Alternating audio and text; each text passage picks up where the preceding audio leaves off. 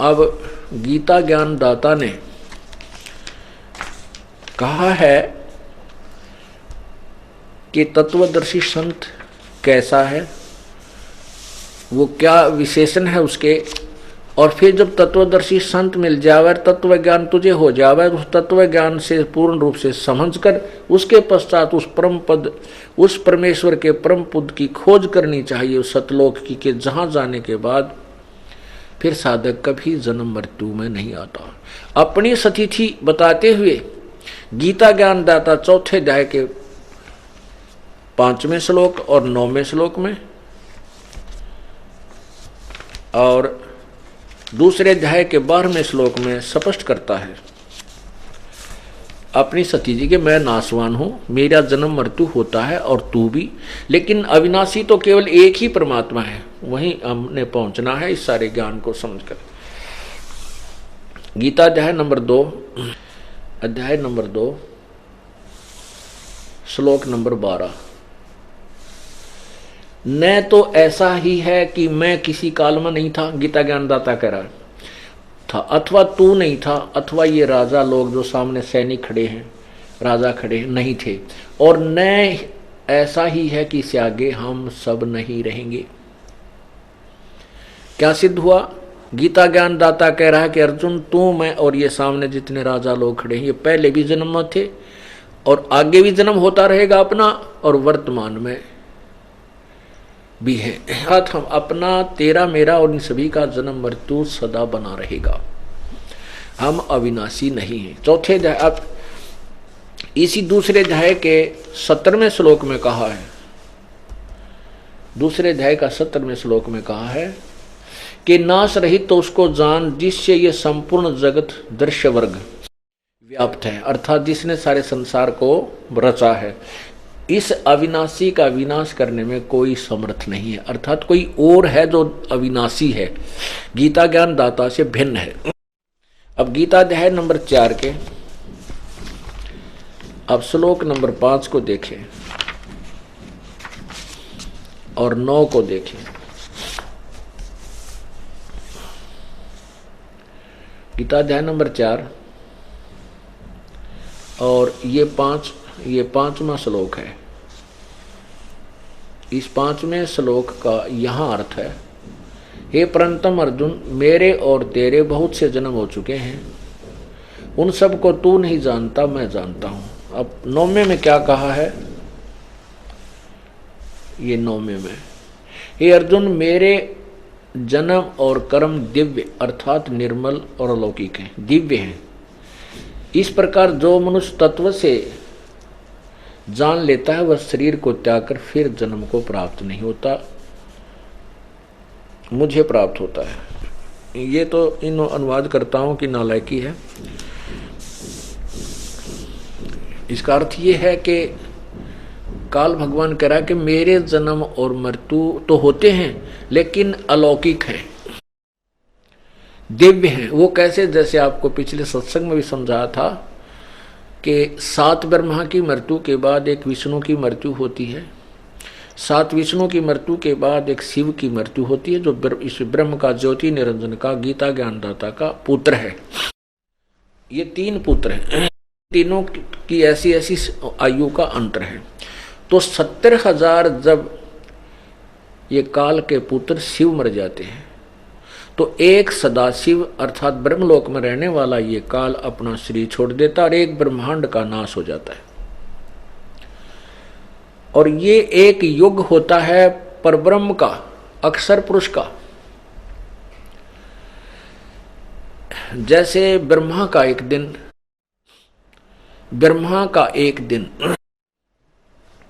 1008 चतुर्युग का होता है, उसको हम सीधा 1000 युग लेते हैं, चतुर्युग 1000 चतुर्युग लेते हैं। और एक चतुर्युग में 43,20,000 वर्ष होते हैं। ये अपने वर्ष, ये मानव के जो वर्ष हैं ये 43,20,000 एक चतुर्युग यानी 4 युग में, सतयुग, त्रेता, द्वापर और कलयुग, इन चारों में 43,20,000 वर्ष होते हैं। ऐसे 1008 चतुर्युग का ब्रह्मा का दिन इतनी ही रात्रि, इसको हम लमसम लेते हैं तो 1000 चतुर्युग का दिन इतनी ही रात्रि, 30 दिन रात का एक महीना, 12 महीने का वर्ष और 100 वर्ष की ब्रह्मा की आयु, 100 वर्ष की।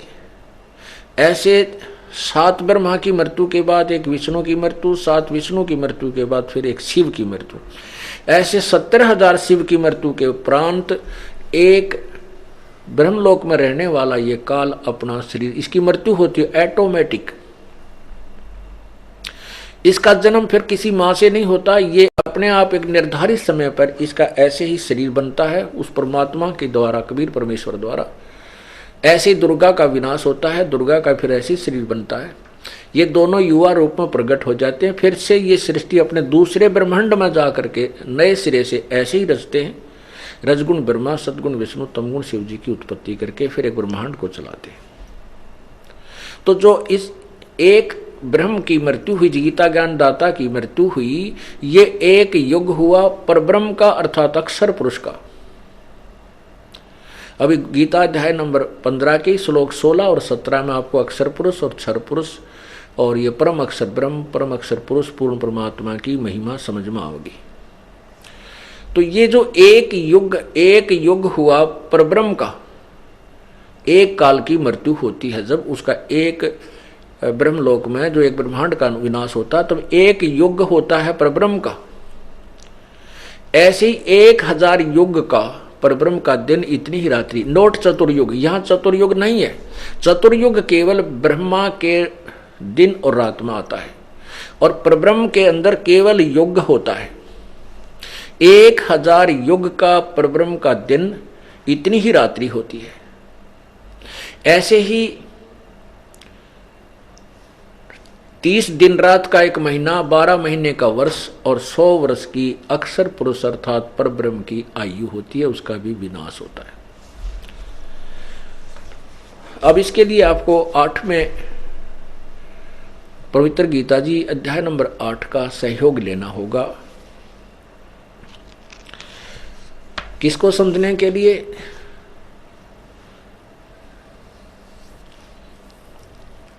ब्रह्म अक्षर पुरुष और परम अक्षर पुरुष, परम अक्षर ब्रह्म की सतिथि को समझने के लिए गीता अध्याय नंबर 8 के 7 के मंत्र श्लोक नंबर 29 में कहा है कि हे अर्जुन, जो इस पूर्ण अखिल यानी पूर्ण ज्ञान को समझ लेता, तत्व ज्ञान को समझने के बाद फिर सभी आध्यात्मिक ज्ञान से परिचित हो जाता है और वो उस तत्ब्रह्म यानी उस परमात्मा को समझकर, तत्ब्रह्म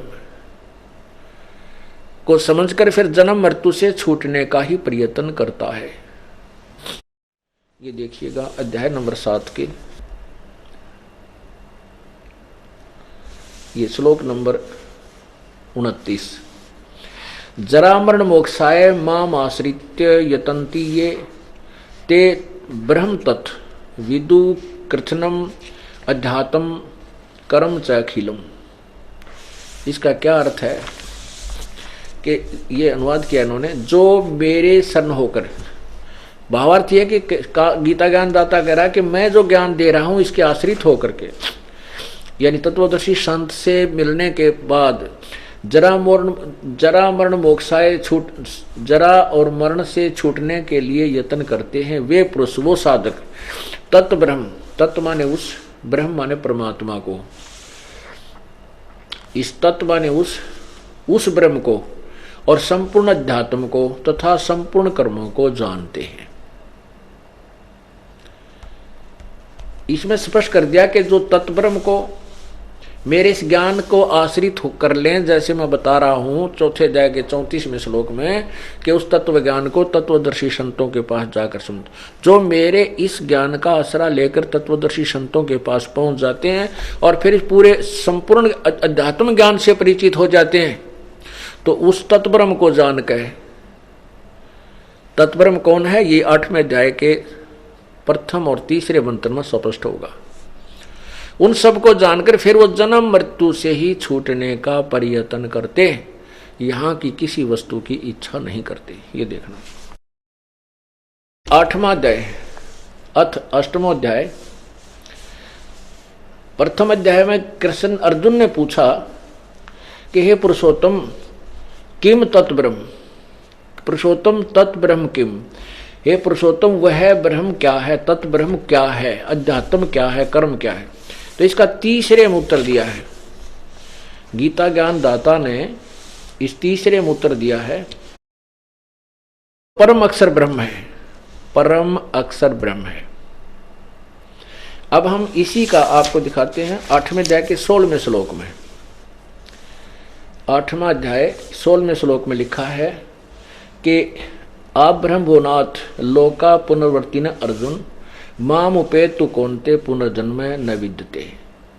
इसका अर्थ ये है कि ब्रह्मलोक तक सभी लोग विनाश में आते हैं, पुनर्वृत्ति होती है, जन्म मृत्यु होता है, और मेरे माम उपेत मुझे प्राप्त होकर भी कुंते पुनर्जन्म है। न विद्यते का अर्थ यहां पर इन्होंने किया है कि जो नहीं जानते, इसका अर्थ होना चाहिए न विदित, जो इस बात से परिचित नहीं है वो मुझे प्राप्त होकर भी जन्म मृत्यु में ही रहते हैं। इन्होंने क्या किया है, अर्जुन ब्रह्मलोक पर्यंत सब लोग पुनर्वर्ती में हैं। हमने सिर्फ इतना ही देखना है कि ब्रह्मलोक तक भी नाश होता है। ब्रह्मलोक तक नाश होता है तो पूरा ब्रह्मांड विनाश में आता है। अब यहां 17वें अध्याय में देखो ना, अध्याय नंबर 8 के मंत्र नंबर 17 में स्पष्ट किया है कि सहस्र युग पर्यंत अह यत ब्रह्मणे विदु ब्रह्मणे, और रात्रि में युग सहस्त्रांतम ताम ते और रात्रि विद्यजना।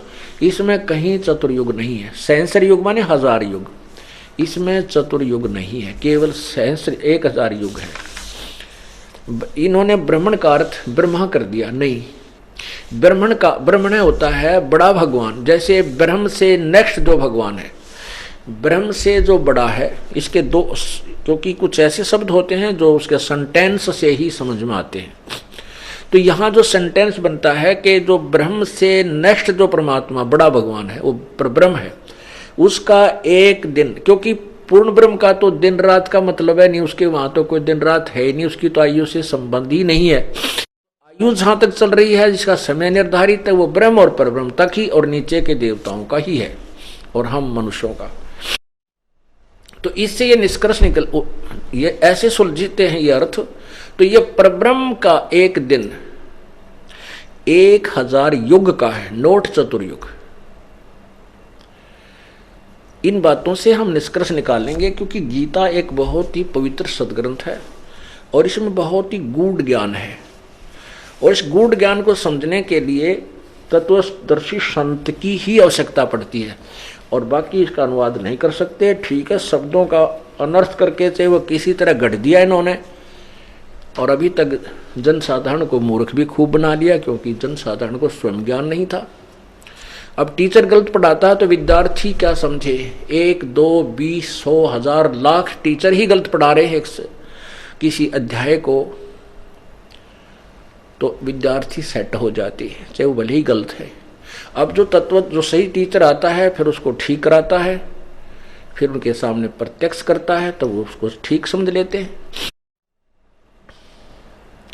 तो इसमें इस परब्रह्म का एक दिन 1000 युग का है और इतनी ही रात्रि होती है। और कहते हैं जो इस प्रकार उस सब ज्ञान को समझता है, दिन रात को जानता है, वो सही ज्ञान का यानी ज्ञान के जानने वाला है, इस काल के विषय में परिचित है। इसका अर्थ ये है। अब हम 15वें अध्याय पाते हैं और उसी प्रकरण पर आते हैं कि भगवान किसे कहते हैं। 15वें अध्याय का आपने 4था श्लोक पढ़ा और उसमें गीता ज्ञान दाता भी स्वयं कह रहा है कि उस तत्व ज्ञान की प्राप्ति के पश्चात उस परम पद, उस परमेश्वर के परम पद की खोज करनी चाहिए, जहां जाने के बाद फिर जन्म मृत्यु कभी नहीं होती, वो अविनाशी हो जाता है, उसका पूर्ण मोक्ष होता है। और यही गीता अध्याय नंबर 18 के श्लोक 46 और 62 में स्पष्ट किया है।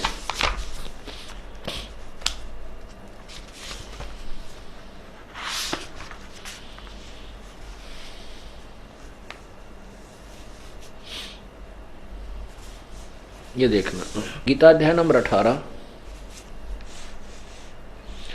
इसके 46 में कहा है कि जिस परमेश्वर से संपूर्ण प्राणियों की उत्पत्ति हुई है और जिससे यह समस्त जगत व्याप्त है,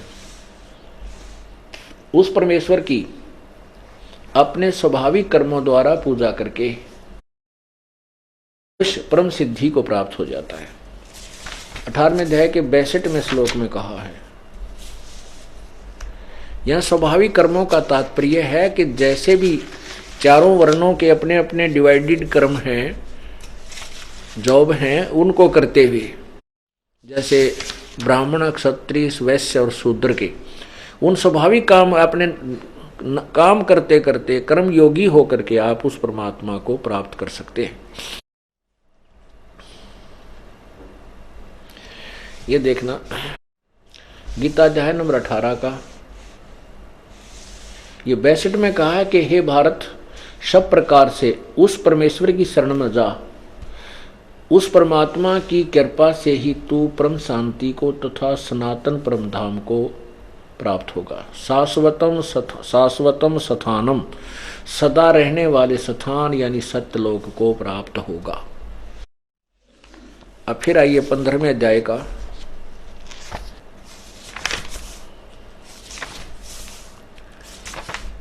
ये 15वें अध्याय का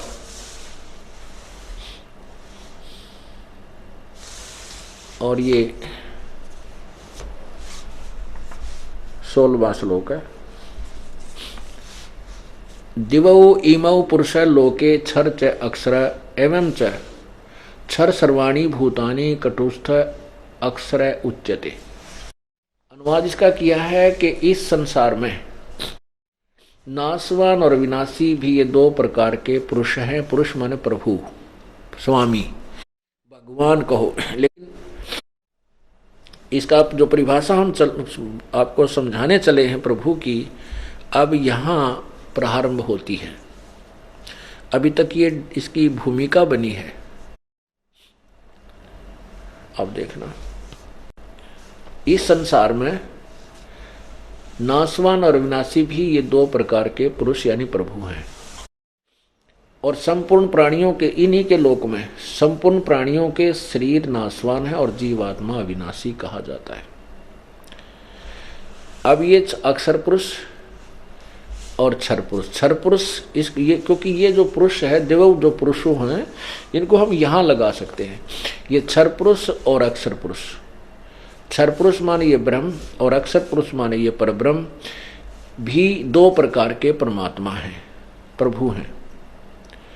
और इनके लोकों में सभी प्राणियों तो शरीर के नाशवान हैं और जीवात्मा अविनाशी कहा। तो जैसे अभी आपने परब्रह्म की भी आयु की सीमा देखी और ब्रह्म की भी। जब परब्रह्म का एक दिन समाप्त होगा 1000 युग का, चतुर्युग नहीं, ब्रह्म का, हाँ ब्रह्म का, परब्रह्म का, अक्षर पुरुष का जब एक दिन समाप्त होगा जो 1000 युग का होगा। एक युग आपको बताया कि 70,000 त्रिलोकीय शिव की मृत्यु के बाद एक काल मरेगा जो एक ब्रह्मलोक में रहता है। वह 3 रूप में रहता है, ब्रह्मा, विष्णु और शिव रूप में। ऐसे ही उसी अवधि से वहाँ वो अपना ब्रह्मा वाला शरीर छोड़ता है, ऐसे फिर विष्णु वाला छोड़ता है, लास्ट में वो शिव वाला शरीर छोड़ता है। तब एक ब्रह्मांड का विनाश होता है और परब्रह्म का यानी अक्षर पुरुष का एक युग होता है। ऐसे 1000 युग का जब परब्रह्म का दिन समाप्त होता है तो 21 ब्रह्मांड का विनाश होता है। इस परब्रह्म, इन ब्रह्म के काल के 21 ब्रह्मांड का विनाश हो जाता है। और ये सभी प्राणी परब्रह्म के लोक में अलग अलग स्थान पर रख दिए जाते हैं, उनके कर्म अनुसार अलग अलग वहाँ रखे जाते हैं। और जब उसका फिर रात्रि समाप्त हो जाती है, पुनः दिन प्रारंभ होता है, फिर दुर्गा और काल ऐसे ही उत्पन्न होते हैं। फिर उनके कर्म अनुसार वो सभी जीव नीचे भेज दिए जाते हैं और वो कर्म अनुसार उनकी फिर उत्पत्ति वहीं काल और दुर्गा और उससे होती रहती है। ऐसे ये फिर शुरू हो जाता है। तो ये हुआ कि परब्रह्म की भी मृत्यु है, क्योंकि 100 वर्ष परब्रह्म की 100 वर्ष की आयु है अक्षर पुरुष की, लेकिन वो वर्ष बहुत लंबे चौड़े, इसलिए इसको भी अक्षर पुरुष कह दिया, लेकिन वास्तव में अक्षर पुरुष नहीं, वास्तव में अविनाशी नहीं है ये, क्योंकि इसका भी नाश होता है। जैसे एक ये चाय पीने का प्याला होता है सफेद सा बना हुआ मिट्टी का, ये तो क्षर पुरुष और उसके प्राणियों की सती थी मानो, और स्टील से बना हुआ जो पात्र हो, प्याला हो, कप है, वो समझो परब्रह्म यानी अक्षर पुरुष की सती थी, उसका शरीर उसके प्राणियों की सती थी। लेकिन स्टील को भी जंग लगेगा, अंत में इसका विनाश होगा, लेकिन उस मिट्टी, उस चीनी सफेद प्याले की तुलना में वो अविनाशी यानी काफी स्थायी नजर आता है भी, लेकिन वास्तव में अविनाशी नहीं। वास्तव में विनाशी जो है सोना है, गोल्ड है, धातु, इसका विनाश नहीं होता, इसको कोई जंग नहीं लगता। तो इसी प्रकार पूर्ण परमात्मा जो है वो वास्तव में अविनाशी है, और ब्रह्म यानी क्षर पुरुष, परब्रह्म यानी अक्षर पुरुष, ये नाशवान है। ये अक्षर पुरुष कहलाता है, अक्षर का अर्थ होता है अविनाशी, लेकिन ये वास्तव विनाशी नहीं। यही गीता जी सिद्ध कर रही है। अब फिर देखो गीता अध्याय नंबर 15 के श्लोक 16 और 17 को,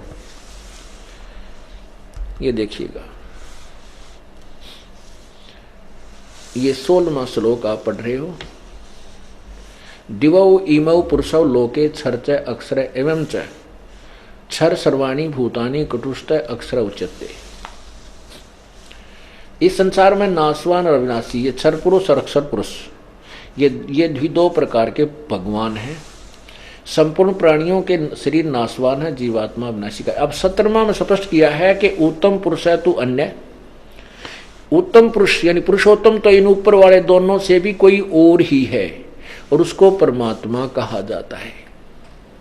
वह वास्तव में परमात्मा कहा जाता है, परमात्मा इति उदाहरते है। और यह लोग त्रयम् अविश्य विभर्ति अव्यय ईश्वर, अव्यय माने अविनाशी, अव्यय माने अविनाशी,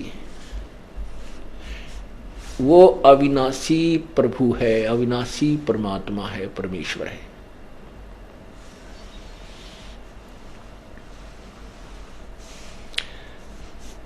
अब सिद्ध हो गया, क्योंकि ऊपर दोनों से कोई और है, क्षर पुरुष और अक्षर पुरुष से कोई उत्तम पुरुष और है, और वही परम अविनाशी, और वही तीनों लोकों में प्रवेश करके सबका धारण पोषण करता है। अब देखना, अब ये समझ में आएगी आपको उल्टा लटका हुआ संसार रूपी वृक्ष का चित्र।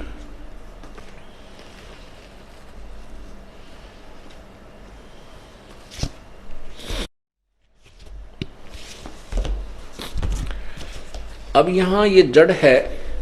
अब देखना, उत्तम पुरुष है तो ये है परम अक्षर ब्रह्म, जो है वो परम अक्षर ब्रह्म है, और ये ऊपर को जड़ वाला ये पूर्ण परमात्मा है। इस जड़ से सबको यानी तना में खुराक गई, तना से डार में, डार से ब्रह्मा विष्णु महेश रूपी शाखाओं में, फिर हमें प्राप्त हुई पत्तों को। तो ये क्या लिखा है कि जो लोग तीनों लोकों में प्रवेश करके, यह लोक त्रयम् अविश्य विभर्ति, अविश्य, अविश्य माने जो प्रवेश करके, तीनों लोकों में प्रवेश करके सबका धारण पोषण भी वही पूर्ण परमात्मा ही करता है, और वही अविनाशी परमेश्वर परमात्मा इस प्रकार कहा गया है। अपुण्यात्माओं, कुछ अनजान व्यक्ति जो हमारे ज्ञान से पूर्ण परिचित नहीं हैं, हमारे भक्तों के मुखारविंद से ये सुन लेते हैं कि ब्रह्मा विष्णु महेश पूजा के योग्य नहीं है, उससे अक्षुब्ध हो जाते हैं कि उनके गुरुदेव तो ब्रह्मा विष्णु महेश को पूजने से मना करते हैं, उनको हे बताते हैं, उनको भगवान नहीं बताते हैं। उनके लिए उनसे प्रार्थना है कि देखिए, अभी गीता जी ने स्पष्ट कर दिया कि ब्रह्मा विष्णु महेश तो वो कोई अभिन्न अंग हैं हमारे, उनको ना तो छोड़ा जा सकता है और ना ही उनको दूर किया जा सकता है, क्योंकि वो यहाँ के प्रभु हैं, स्वामी हैं, अक्षेत्रीय कुछ यहाँ के वो एक एक विभाग के अधिकारी हैं। अब जैसे हमने कोई पौधा बीजा, पेड़, कोई आम का पौधा हम लाए और उसको मिट्टी या गमले में लगाया, तो उस जड़ की सिंचाई करेंगे तो उस जड़ से खुराक तना में गई, तना से डार में गई, डार से शाखाओं ब्रह्मा विष्णु महेश रूपी शाखा में गई, फिर हम तो उससे आगे पात रूप हैं। अक्षर पुरुष एक पेड़ है, निरंजन वाकी डार, तीनों देवा शाखा है और पात रूप संसार। अब हमें जो लाभ मिलेगा वो ब्रह्मा विष्णु महेश रूपी टहनी के ही वो फल लगेंगे, और उन फलों से हमें वस्तु, वो फल हमें तब प्राप्त होंगे कब, जब हम मूल की सिंचाई करेंगे, जब हम पूर्ण परमात्मा की विधिवत पूजा करेंगे, हमारे शुभ संस्कार बनेंगे, हमारे शुभ संस्कार बन करके हमारे गुड अकाउंट में जाएंगे, और गुड अकाउंट का फल यहाँ पर ब्रह्मा विष्णु महेश ही देंगे और नहीं दे सकता। तो इनको हम छोड़ कैसे सकते हैं, हम इनको बुरा कैसे बता सकते हैं। जैसे गीता जी अध्याय नंबर 2 के श्लोक नंबर 46 में कहा कि अर्जुन जब बहुत बड़े जलाशय की प्राप्ति के उपरांत, बहुत बड़े जलाशय की प्राप्ति के उपरांत फिर छोटे जलाशय में जैसी आस्था रह जाती है, ऐसे ही उस तत्व ज्ञान से परिचित हो जाने के बाद तेरी अन्य भगवानों में, अन्य ज्ञानों में, अन्य उस पूर्ण परमात्मा के महिमा से परिचित होने के उपरांत अन्य भगवानों में आपकी ऐसी ही श्रद्धा रह जाएगी। अब जैसे कोई पहले पुराने समय में तालाबों पर आश्रित थे, उसी से स्नान करते थे, उसी से पशु पालन करते थे, उसी से खेती करते थे, सिंचाई करते थे, और वो तालाब पर आश्रित होते थे, गांव का गांव, यानी 10-20 जैसी भी झोंपड़ियां उस समय होती थी। और कहते उनको फिर कोई ऐसा सरोवर मिल जाए जो बहुत लंबा चौड़ा हो, और जिस सरोवर पर वो आश्रित हैं वो वर्षा पर आश्रित है, 1 वर्ष 2 वर्ष वर्षा ना हो तो वो जल सूख जाए। जिस पर वो वर्तमान में आश्रित है वो ऐसी स्थिति है कि वो सरोवर, वो जोहड़, वो तालाब इतना है कि उसमें 1 वर्ष वर्षा ना हो तो वो समाप्त हो जाए और उसका जल खत्म हो जाए और उस पर आश्रित सभी भूखे प्यासे मर जाएं। उसके पश्चात उनको कोई बहुत बड़ा जलाशय मिल जाए जो कि 10 वर्ष भी वर्षा ना हो, इतना बड़ा सरोवर, झील हो, तो उसकी प्राप्ति के बाद उन व्यक्तियों की आस्था जितनी उस जोहड़ में, छोटे तालाब में रह जाएगी जिस पर वो पूर्व आश्रित थे। तो ऐसी ही पूर्ण ज्ञान प्राप्ति के उपरांत इन भगवानों में आस्था रह जाएगी। जैसे वो छोटा तालाब बुरा नहीं, लेकिन उनकी कैपेसिटी कम है, उसकी अक्षमता से परिचित हो गए कि ये तो 1 वर्ष काम चलाऊ है, और वो जो तालाब दूसरा मिल गया है जो बहुत बड़ा सरोवर है, 10 वर्ष भी वर्षा ना हो तो भी उसका पानी जल समाप्त नहीं हो सकता। तो उसकी प्राप्ति के बाद वो अपने आप आस्था उस छोटे जोड़ तट का उसके ऊपर पहुंच जाएंगे। लेकिन वो बुरा नहीं, क्योंकि जल उसमें भी है, पहले वाले में भी है, लेकिन वो काम चलाऊ है, फिर उसकी तरफ विशेष आस्था बिल्कुल नहीं रहेगी। ऐसे ही गीता जी अध्याय नंबर 2 का, गीता अध्याय नंबर 2 श्लोक 46, सब ओर से परिपूर्ण जलाशय के प्राप्त हो जाने पर छोटे जलाशय में मनुष्य का जितना प्रयोजन रह जाता है, ब्रह्म को तत्व से जानने वाले ब्राह्मण का समस्त वेदों में उतना ही रह जाता है। अब इसका अर्थ यह है कि तत्व ज्ञानी पुरुष का जो पूर्ण ज्ञान हो जाता है तो अन्य भगवानों और उनके से मिलने वाले लाभ रूपी ज्ञान में इतनी ही आस्था रह जाती है। अब वो बुरे नहीं है। अब जैसे हमने कोई पौधा बीजा, ये देखिएगा, आम का पौधा लाए हम, ये पौधा है पूरा, इसको हम लाए और इसकी जड़ को हमने मिट्टी या गमले में लगाया और जड़ की सिंचाई की, मूल की पूजा की, तो मूल से खुराक चली तना में, यानी अक्षर पुरुष में आई। अक्षर पुरुष से फिर ये डार इस काल ज्योति निरंजन क्षर पुरुष में आई, और यहाँ से खुराक फिर रजगुण ब्रह्मा सदगुण विष्णु रूपी इन टहनियों में पहुंची। यहाँ से खुराक जाकर के फिर इन टहनियों का फल लगे। लेकिन फल कब लगे? जब हमने मूल की सिंचाई की। अब हम क्या कहते हैं कि तुम उल्टा किए हुए हो, आप जी ऐसे कर रहे हो। देखना, आपने क्या किया है कि जड़ को त्याग दिया, जड़ को ऊपर को कर दिया और उल्टा पौधा बीज दिया। शास्त्र विरुद्ध, शास्त्र विधि विरुद्ध साधना कर रहे हो। तो आपने टहनियों को तो बीज दिया गमले में, और इनकी पूजा सिंचाई कर रहे हो। इससे ये पूरा आपका भक्ति रूपी पौधा नष्ट हो गया, आपको कोई लाभ नहीं हो रहा।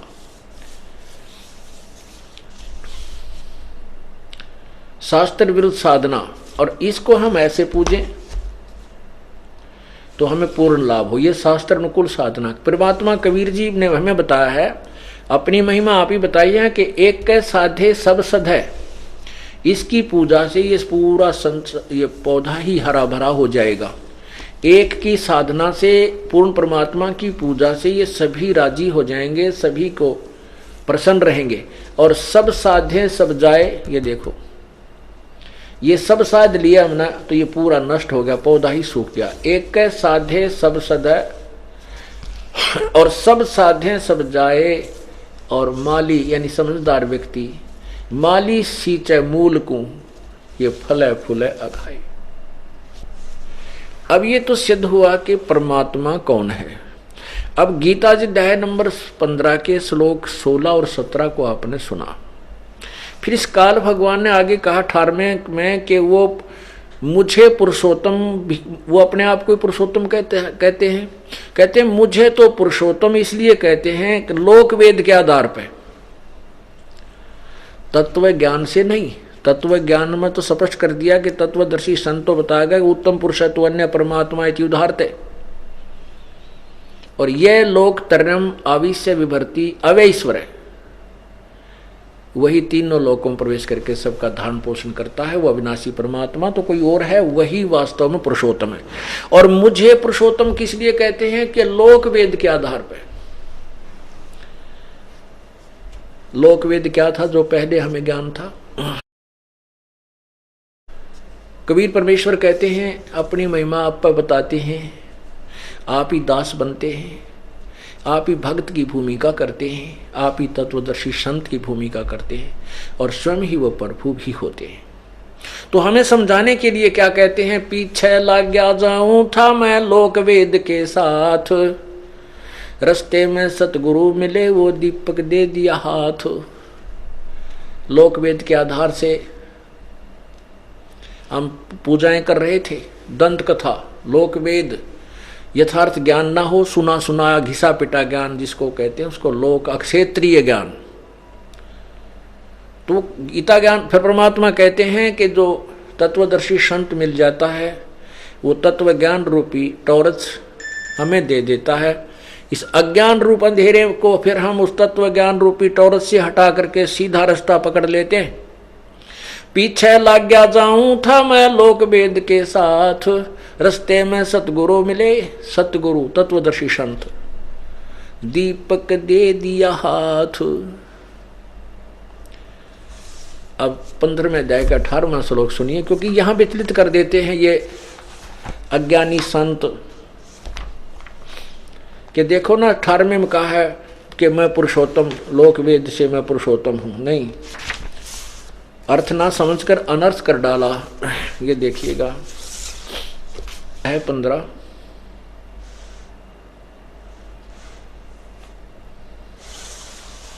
और ये 18 श्लोक इसका। क्योंकि ये देखो, यस्मात् क्षरम अतीत अहम अक्षरात् अपि च उत्तम, अतः अस्मि लोके वेदे च प्रथित पुरुषोत्तम।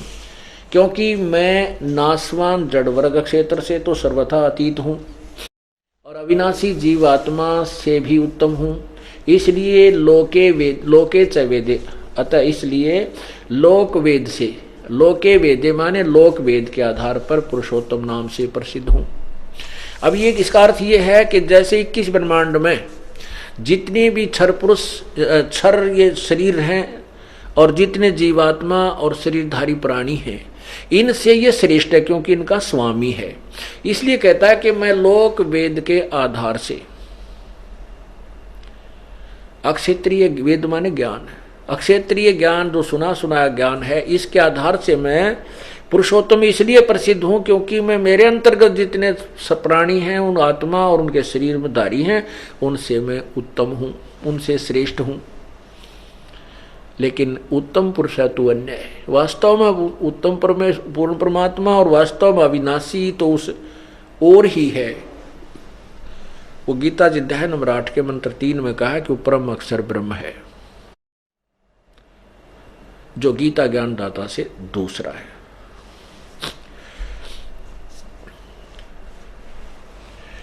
अब परमात्मा किसे कहते हैं? परमात्मा, वास्तव में परमात्मा कहलाने का कौन अधिकारी है? जैसे कसाई बकरे पालता है और उन बकरों के लिए, बकरी और बकरों के लिए वो क्या करता है कि अलग से एक व्यवस्था बनाता है, उनके ऊपर भी शेड झोंपड़ी डाल देता है, चारों तरफ एक ऊंची बाड़ बनाता है, उसकी बाउंड्री बनाता है ताकि वो बकरे बाहर ना भाग जाएं और बाहर से कोई हिंसक प्राणी भी उनको हानि ना पहुंचा जाए, अपने आहार को वो सुरक्षित रखने के लिए। और उनके लिए चरागाह भी उसी में होता है, उसी में जल होता है, तालाब बना रखा होता है। और वो जो कसाई होता है उन प्राणियों को, बकरों को खाने और पीने की पूरी सुविधा देता है, गर्मी सर्दी से बचाता है, उनको चारा डालता है, जल पिलाता है। तो वो अबोध प्राणी उसको अपना मालिक मान लेते हैं, अपना भगवान मानते हैं कि देखो हमें कितना आहार देता है, हमारी कितनी सुविधा का ध्यान रखता है। और जब वो कसाई आता है उन बकरों के पास, वो देखता है उनके हाथ ऐसे लगा लगा के, वो तो देखता है कि इसमें मांस कितना हो गया, ये कितने किलोग्राम का हो चुका है। और वो भोले प्राणी उसको अपना मालिक भगवान समझकर कि हमें कितने सुंदर आहार दे रहा है, ये हमारा भगवान है जो भोग्य पदार्थ प्रदान कराता है, उसको प्यार करते हैं और जिह्वा से चाटते हैं, ऐसे प्यार करते हैं, ऐसे लंबे पैर ऊपर फैलाकर प्यार देते हैं।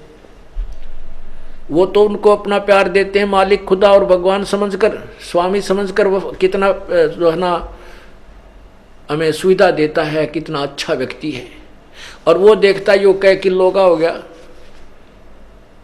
इसी प्रकार जब उसको जरूरत होती है कि मान ले 20 बकरों की आवश्यकता पड़गी, तो उसमें डंडा लेकर के वो इन्होंने देखता है यो किसका बेटा और किसकी बेटी है, किसकी माँ और किसका बाप है, ऐसे हाँक लेता है, छांट लेता है 5, 10, 20 जितने चाहिए उनमें से, सैकड़ों हजारों में से, और उनको ले जा करके कड़च करवा देता है।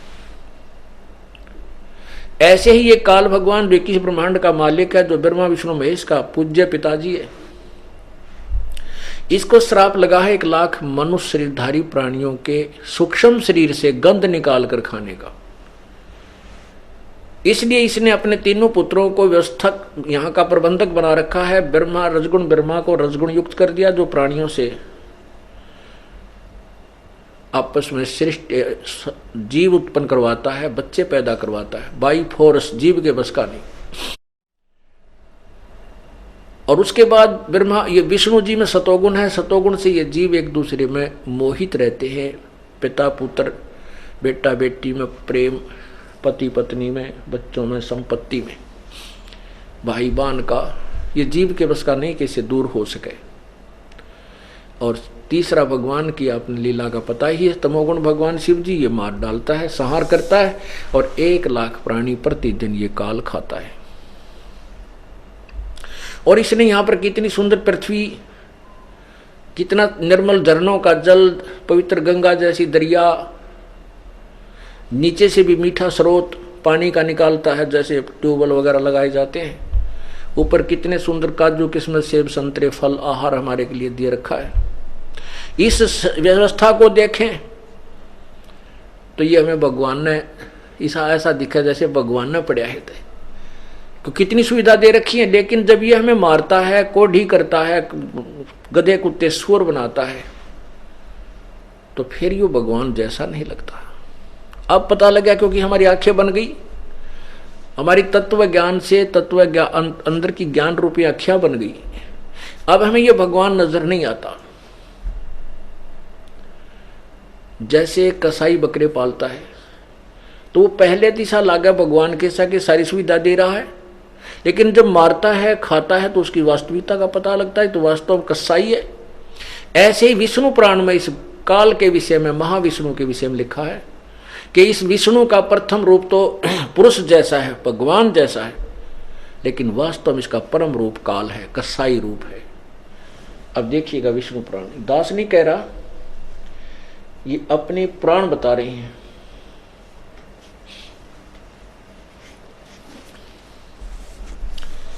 ये देखिए श्री विष्णु पुराण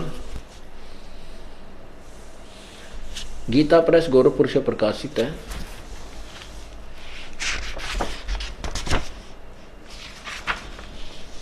इसके अनुवादक हैं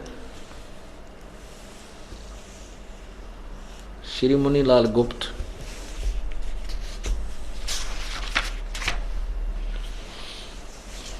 और प्रकाशक हैं एवं मुद्रक गीता प्रेस गोरखपुर से। इसके देखिएगा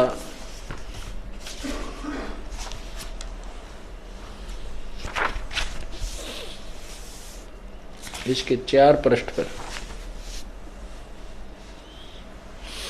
अध्याय 2 प्रथम अंश पृष्ठ नंबर 4 श्री विष्णु पुराण, यहां देखिएगा।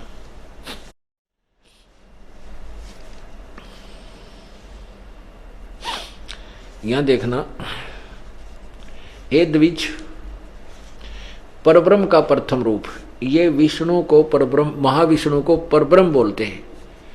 ये काल है, ये काल की महिमा, क्योंकि विष्णु पुराण में विष्णु काल के पुत्र सतगुण विष्णु, क्योंकि विष्णु पुराण में इस काल ब्रह्म अर्थात महाविष्णु और तथा उसके पुत्र सतगुण विष्णु दोनों की महिमा है। तो यहाँ पर जो कह रहा है ये गीता या विष्णु पुराण का ज्ञान बोलने वाला ये पाराशर ऋषि है। तो ये क्या बता रहा है कि हे द्विज, यानी दूसरे उस ऋषि को बता रहा है कि परब्रह्म यानी इस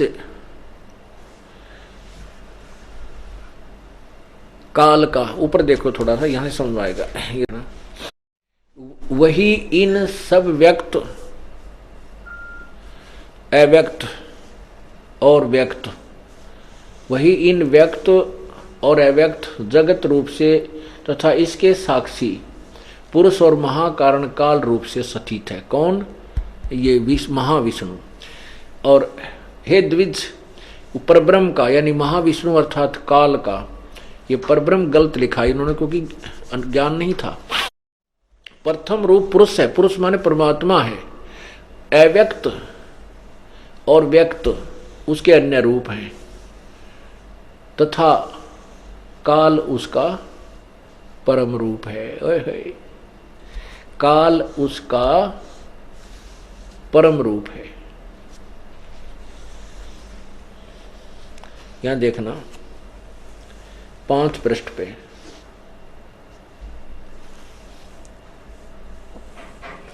हे विप्र, विष्णु के परम स्वरूप से प्रधान और पुरुष ये 2 रूप हुए। उसी विष्णु के जिस अन्य रूप के द्वारा वे दोनों संयुक्त व्यक्त होते हैं, उस रूपांतर का ही नाम काल है। आगे देखिए, ए मैत्रेय, प्रलय काल में प्रधान के यानी प्रकृति के साम्य अवस्था में स्थित हो जाने पर पुरुष के प्रकृति से प्रत्यक्ष सतीत हो जाने पर विष्णु भगवान का काल रूप परिवर्त होता है। इससे सिद्ध हो गया कि वहां जो प्रकरण है ये विष्णु अर्थात महाविष्णु का ही है। और जब ये एक ब्रह्मांड में जब ये स्वयं ये 3 प्रकार की प्रलय होती हैं। एक बार तो ये प्रलय करता है जिसमें नीचे के लोक ब्रह्मलोक से नीचे के लोक हैं वो विनाश में आ जाते हैं। और उस समय ये क्या करता है, कुछ समय के लिए प्रकृति दुर्गा को अलग छोड़ करके और 21वें ब्रह्मांड में चला जाता है। कहते हैं जब प्रकृति से ये अलग हो जाता है तो ये अपने वास्तविक काल रूप में परिवर्तित हो जाता है। तो इससे क्या बताया कि काल का परब्रह्म का प्रथम रूप तो पुरुष यानी भगवान जैसा है, और वास्तव में इसका व्यक्त और अव्यक्त इसके अन्य रूप हैं।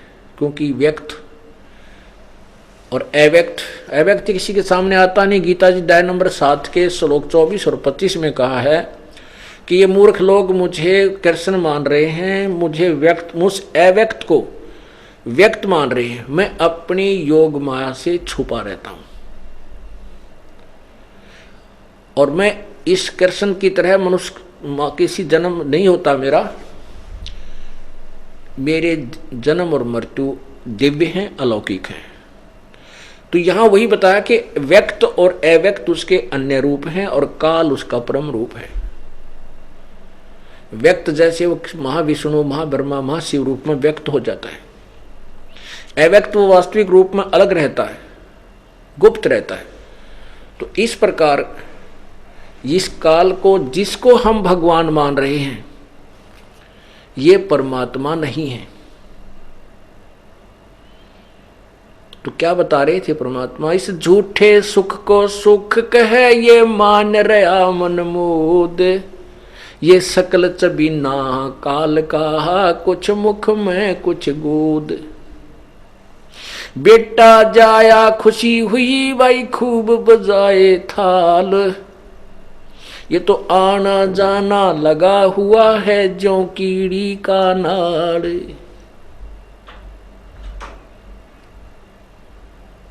परमात्मा हमें यही बताया करते थे कि जिनको तुम भगवान मानकर पूजा कर रहे हो ये परमात्मा नहीं है, और जिसकी पूजा करनी चाहिए उसका तुम्हें पता भी नहीं है। परमात्मा कहते मैं रोवत हूं सृष्टि को, ये सृष्टि रोवे मोहे। कह कबीर हमारे वियोग को ये जान न सकता कोई, क्योंकि हम परमात्मा से बिछड़े हुए हैं अपनी नासमझी अपनी नालायकी मूर्खता के कारण। और इस काल के जाल में फंसकर हम कितने कष्ट उठा रहे हैं, हमारे ऊपर दुखों का पहाड़ टूटा हुआ है। और वो जिन भगवानों से हम सुख चाहते हैं ये सुख स्वयं सुखी नहीं, ये हमें सुखी और सथाई कैसे कर सकते हैं। और परमात्मा कहते हैं मैं इनको रोता हूं कि तुम मेरे बच्चे हो, मेरी भक्ति करो, मेरे पास आ जाओ, मैं तुम्हें यहां भी सुखी करूंगा और सतलोक ले चलूंगा, जहां जाने के बाद कभी मृत्यु जन्म नहीं होता। वह ऐसी ही सृष्टि होगी, ऐसे ही आपका परिवार होगा, लेकिन वो परिवार कभी नष्ट नहीं होगा और कभी लड़ाई झगड़ा आपस में कोई किसी प्रकार का विद्वेष राग नहीं है। तो वहां चलो। शंखों लहर मेहर की उपजे कहर नहीं जा कोई, दास गरीब अचल अविनाशी सुख का सागर सोई। परमात्मा हमें ये संदेशा देने के लिए आए थे कि तुम इस गंदे लोक को त्याग करके यहाँ की सब वस्तुओं से अपनी आसक्ता हटाओ और सतलोक चलने की तैयारी करो। बोलो सतगुरुदेव। कर जोरूं विनती करूं, धरूं चरण पर शीश, गुरु राम देवानंद जी महाराज ने दियो नाम बख्शीश। कोटि कोटि सिजदा करूं, कोटि कोटि प्रणाम, चरण कमल में राखियो मैं बांदी जाम गुलाम।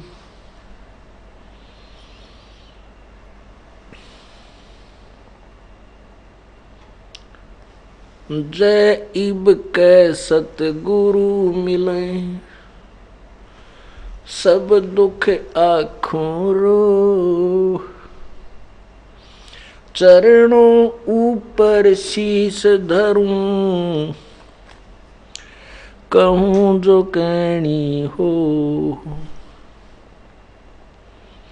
गुरु जी तुम ना भूलियो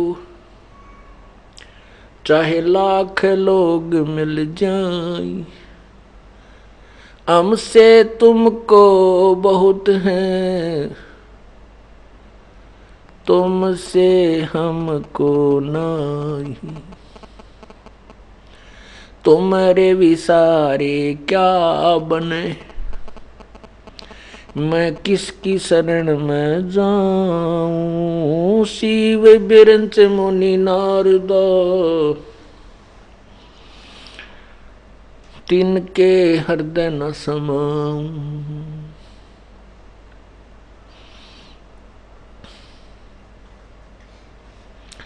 अवगुण किए तो बहुत किए करत न मानी हार। बावे बंदा बख्श दियो बावे गर्दन उतार। अवगुण मेरे बाप जी बख्शो गरीब नवाज। जो मैं पूत कपूत हूँ बोहर पिता को लाज। मैं अपराधी जन्म का नक्सक भरे विकार।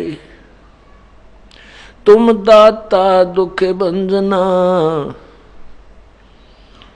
मेरी करो संबोरे। हे कुत्ता तेरे दरबार का मोतिया मेरा नाम। गले प्रेम की जेवड़ी जहाँ खेचो वहाँ जाऊं मैं। तो करो तो बावड़ू दूर दूर करो तो जाऊं। जो राखो तो ही रहूं जो देवो सो खाऊं।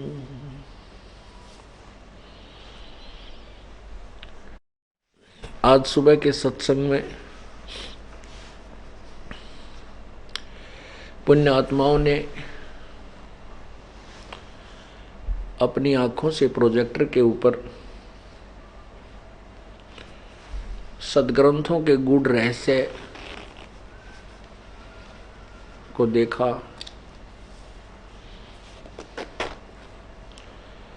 तथा परमात्मा की परिभाषा का कुछ अंश सुना।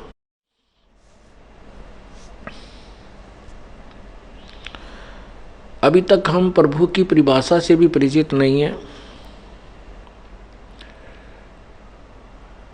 आज से लगभग 50 वर्ष पूर्व 40 वर्ष पूर्व अपने हिंदुस्तान के अंदर एजुकेशन नहीं थी। मुश्किल से 10% से भी कम हमारे हिंदुस्तान के नागरिक शिक्षित थे।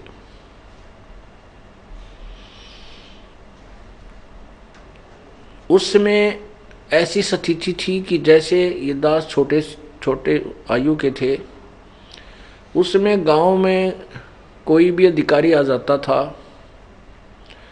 किसी भी विभाग का, तो जैसे नहर विभाग के कोई अफसर आते थे, अधिकारी आते थे, तो गांव में आम व्यक्ति कहता था साहब आ गए, आया हुआ है, नहर वाला साहब आ रहा है। अब उससे कोई पूछे भी ये क्या, कौन साहब है, कोई नहीं जानता था कि साहब आ रहा है।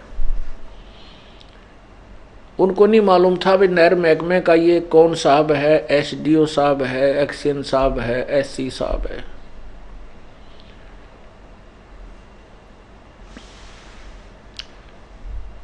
इसका कारण क्या था?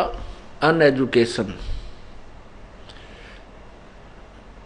जो शिक्षा नहीं थी, अशिक्षा ही इसका मुख्य कारण था। अब अपने हिंदुस्तान के अंदर 100% बूढ़े और बुजुर्ग बालक सभी शिक्षित हो चुके हैं। अब बच्चा बच्चा ये बता देता है कि इस विभाग का ये अफसर है, ये कौन अधिकारी है और इसकी कितनी पावर है। हम ऐसी स्थिति में थे। आज वर्तमान में जो शिक्षा का स्तर ऊंचा उठ जाने से हम ये बता सकता है प्रत्येक व्यक्ति कि ये नहर विभाग का जेई है, ये एसडीओ है, इसकी इतनी पावर है, ये एक्शन है, ये एससी है, ये ऐसे चीफ है। और मंत्री, मुख्यमंत्री, प्रधानमंत्री, राष्ट्रपति तक की स्थिति से हम परिचित हैं। पुराने समय में ऐसी स्थिति थी कि जैसे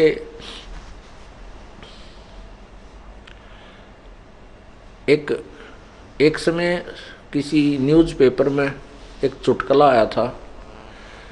उसमें पहले खबर छपी थी कि ऐसे ऐसे किसी मुख्यमंत्री ने और इतना ऐसे ऐसे किसी मंत्री और प्रधानमंत्री के ऊपर कोई एलिगेशन लगे थे, सच्चे या झूठे जैसे भी थे। उनके ऊपर कोई ऐसा आरोप लगा था कि उन्होंने ऐसा अपराध किया है। मतलब मुख्यमंत्री के ऊपर लगे थे, प्रधानमंत्री पे नहीं, मुख्यमंत्री, किसी मुख्यमंत्री पर लगे थे। तो अगले दिन कार्टून टाइप एक बना रखा था चुटकुला। उसमें पूछा था प्रश्न कि एक व्यक्ति दूसरे से पूछ रहा कि यही अपराध यदि प्रधानमंत्री या राष्ट्रपति कर दे, क्या उनको भी सजा मिल जाएगी? उसमें उत्तर दिया गया था कि वह के डीसी लाग रहे हैं, वह क्यों ना सजा लगे होगी उनकी। वह कौन से डीसी हैं? प्रधानमंत्री और राष्ट्रपति के विषय में कहा था कि वह के डीसी हैं, उनको भी सजा हो जाएगी। कहने का भाव ये है कि पहले समय में ये कहा करते कि नारा डीसी लाग रहा है, तो के डीसी लाग रहा है। यानी डीसी की पावर को हम प्रधानमंत्री से भी सुप्रीम मानते थे, राष्ट्रपति से भी उच्च मानते थे। जो जनसाधारण अनएजुकेटेड ग्रुप जो होता हमारे समाज का,